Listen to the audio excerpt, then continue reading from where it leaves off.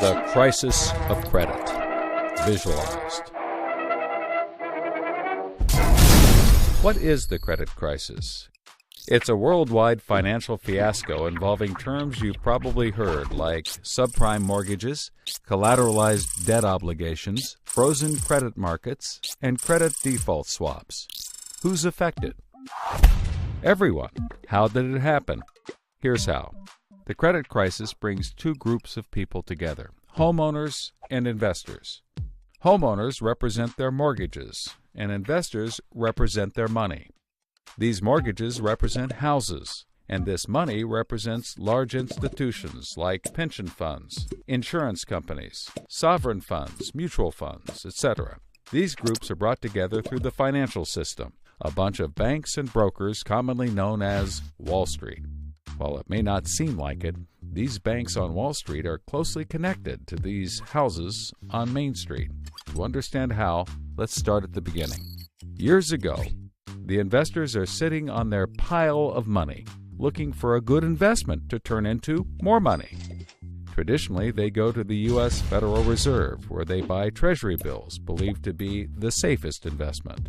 But in the wake of the dot-com bust in September 11th, Federal Reserve Chairman Alan Greenspan lowers interest rates to only 1% to keep the economy strong.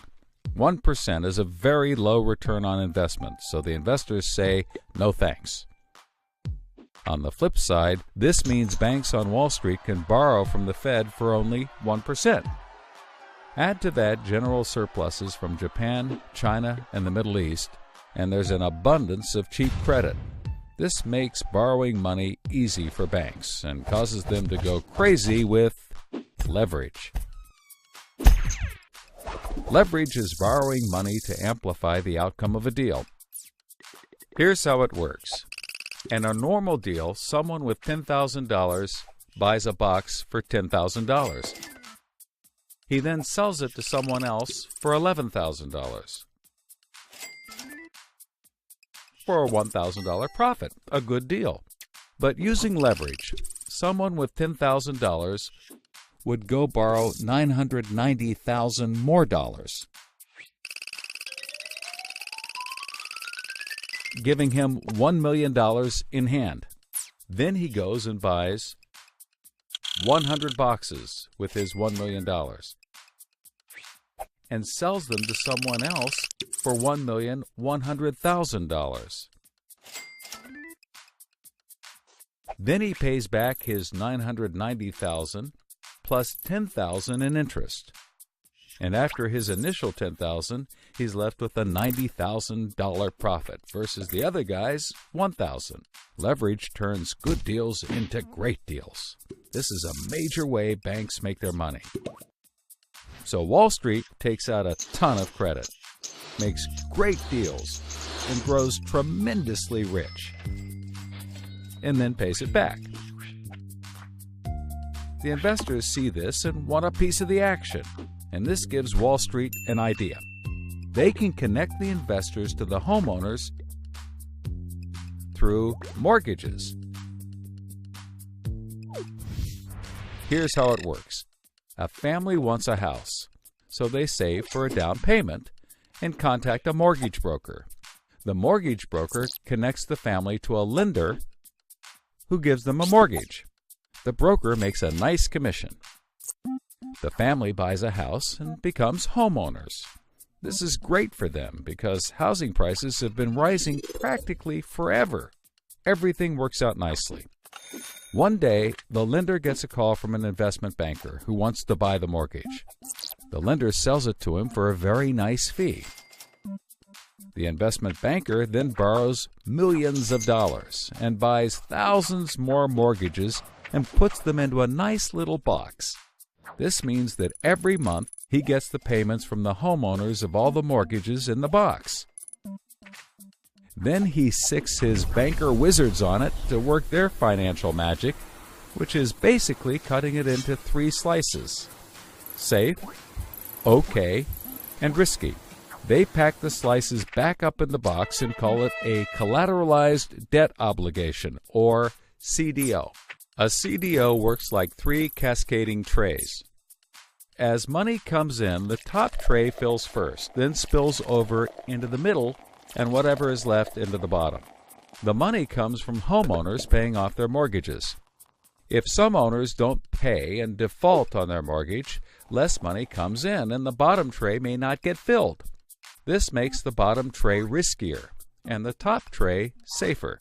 To compensate for the higher risk, the bottom tray receives a higher rate of return, while the top receives a lower, but still nice return.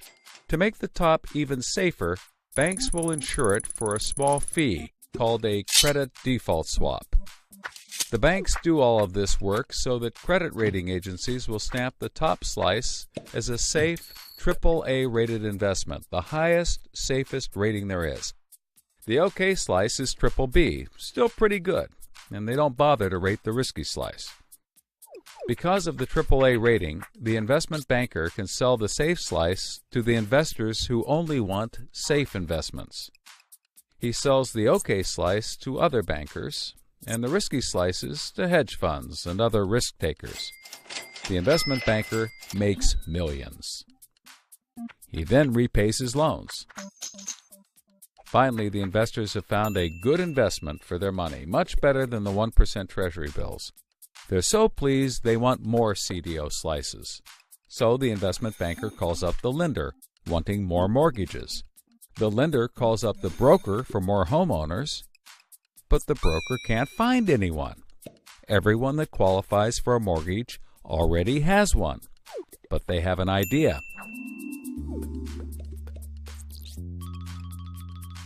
When homeowners default on their mortgage, the lender gets the house, and houses are always increasing in value.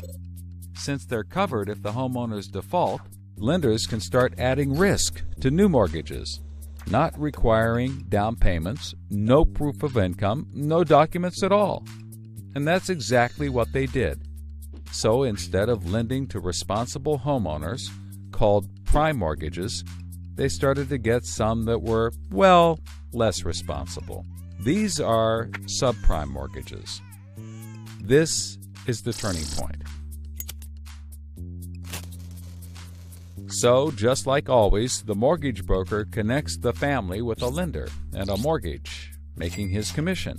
The family buys a big house. The lender sells the mortgage to the investment banker, who turns it into a CDO and sells slices to the investors and others. This actually works out nicely for everyone and makes them all rich. No one was worried because as soon as they sold the mortgage to the next guy, it was his problem.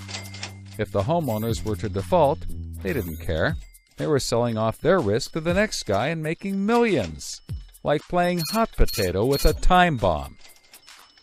Not surprisingly, the homeowners default on their mortgage, which at this moment is owned by the banker.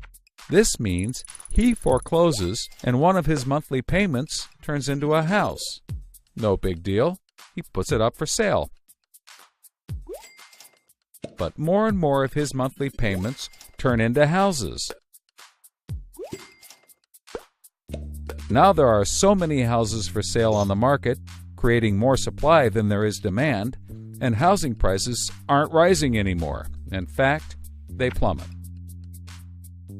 This creates an interesting problem for homeowners still paying their mortgages. As all the houses in their neighborhood go up for sale, the value of their house goes down, and they start to wonder why they're paying back their $300,000 mortgage when the house is now worth only $90,000. They decide that it doesn't make sense to continue paying, even though they can afford to, and they walk away from their house. Default rates sweep the country, and prices plummet. Now the investment banker is basically holding a box full of worthless houses. He calls up his buddy, the investor, to sell his CDO, but the investor isn't stupid and says, no thanks. He knows that the stream of money isn't even a dribble anymore. The banker tries to sell to everyone, but nobody wants to buy his bomb.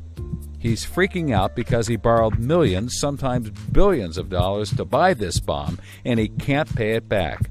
Whatever he tries, he can't get rid of it. But he's not the only one. The investors have already bought thousands of these bombs.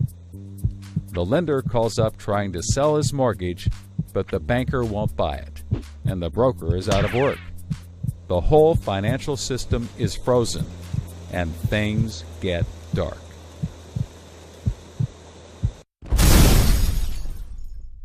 Everybody starts going bankrupt. But that's not all. The investor calls up the homeowner and tells him that his investments are worthless. And you can begin to see how the crisis flows in a cycle. Welcome to the crisis of credit.